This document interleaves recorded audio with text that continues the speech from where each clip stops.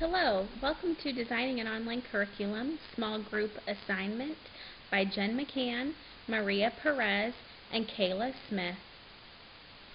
For-profit corporate training, topic, copyright law.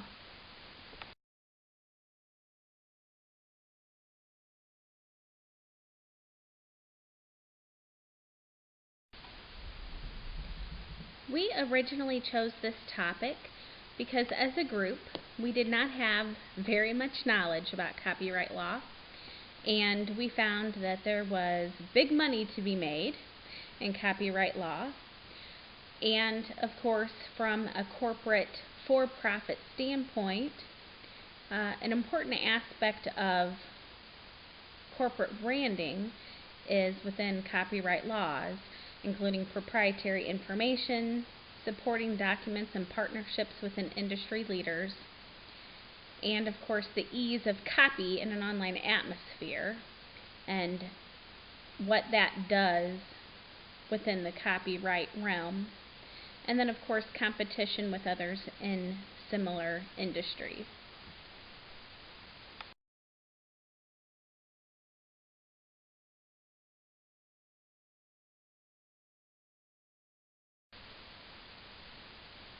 We have been able to identify three main issues associated with copyright law. 1. Does the company copyright cover any training or learning curriculum as well as the overall company, or does the training plan need to have a proprietary copyright? 2. To what extent should the copyright be documented and communicated with users? One of the goals of the curriculum plan is for personal use of information by the user.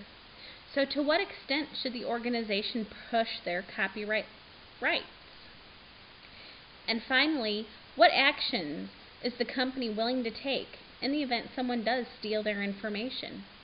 Copyright infringement happens daily, and any corporation needs to know in advance how far they're willing to take a lawsuit.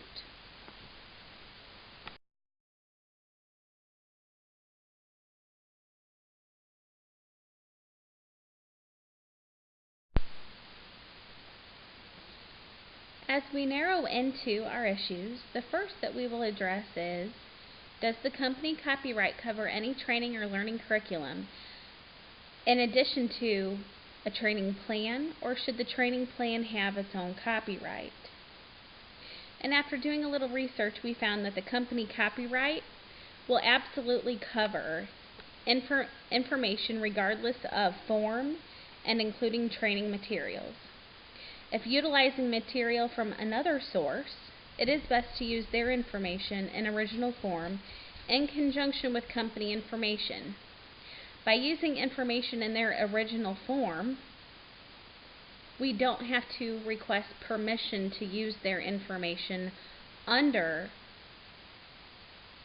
the company brand.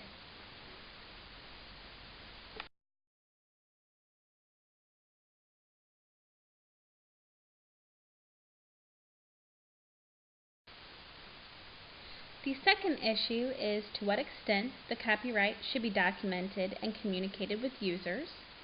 Again, one of the goals is for the curriculum plan to be used personally by the employee, by the user, and to what extent would the organization push their copyright rights in this manner. From experience more than research, our group finds that if too much information is documented and shared with the user, that they will not want to take part of the training initiative, and this would otherwise be known as red tape. As a result of this, and the idea that the information will be internal but for personal use, the copyright symbol and statement, we feel, would be enough to enforce that the information contained within is owned by XYZ company, to be construed as fair warning for the user to take advantage of the opportunity to use the material for intended use of personal development.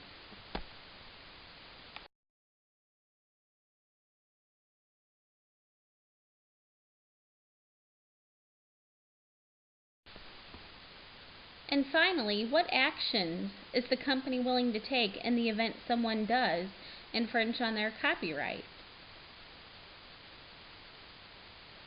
While there are several options to choose from, we'll touch on two. One option is to sue. Of course, a lawsuit is costly and it takes a considerable amount of time. And perhaps the most aggravating part is that the law of copyright is always moving, depending on precedents and new information. The other option is to deal with the issue directly, to see if the information can be returned, or if they will cease using the information, which could be a viable option. As far as the company is concerned with providing information within an internal organization or sharing it with the public, we feel that the consideration of this option is the best answer, and that the company should be selective on what is provided externally, knowing that the time and expense of a lawsuit may not be worthwhile. And one other supporting topic to that end is, of course, depending on the size of the company and the type of industry or nature of the company, an alternative way of looking at this is taking advantage of the free publicity and awareness that perhaps copyright infringement could provide the company. You never know. Perhaps that will show favor in the pocketbook at some point.